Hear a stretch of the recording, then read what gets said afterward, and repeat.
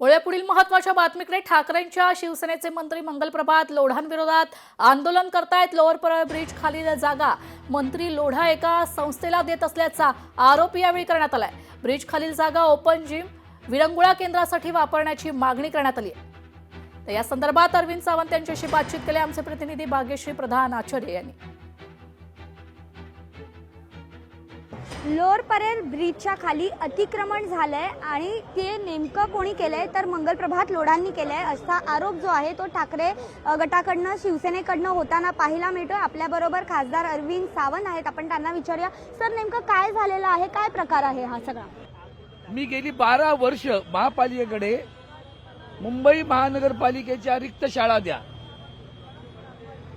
देत नाही म्हटलं। मी गोरगरीब मध्यमवर्गीय कनिष्ठ गरीब वर्ग या सगळ्या लोकांसाठी त्या मुलांसाठी सीबीएसई दर्जाची शाळा अतिशय अल्प दरात किंवा मोफत चालू इच्छितो, प्राथमिक शाळा। मला एकही दिवस यांचं एक पत्र केलं की ताबडतोब दिलं जातं। मग मला सांगा, हा जो निधी वितरित केलाय तो काय शिवकल्याण केंद्राला देणार का तुम्ही? मग निधी कोणाचा आहे? हा पण सरकारचा जनतेचाच पैसा आहे ना। मग त्या आमदारांनी तो पैसा त्या कामासाठी वितरित केला, स्पष्ट दिलंय। निधी वितरित केला, हा तिकडे डोमकावळा जाऊन बसला। डोमकावळा सांगतो आता ते ह्यांना द्या, बिल्सन जिमखाना असाच पळवला। मुंबईतल्या मोक्याच्या जागा विशिष्ट समाजाला देण्याचं काम लोढा सतत करत असतात आणि लोढा हे समाजामध्ये तेढ निर्माण करण्याचं काम करतात।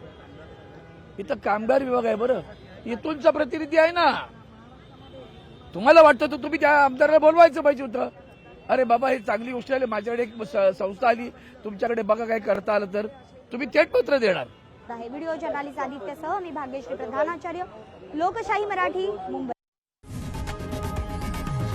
लोकशाही मराठी ऐका, पहा, जागरूक रहा।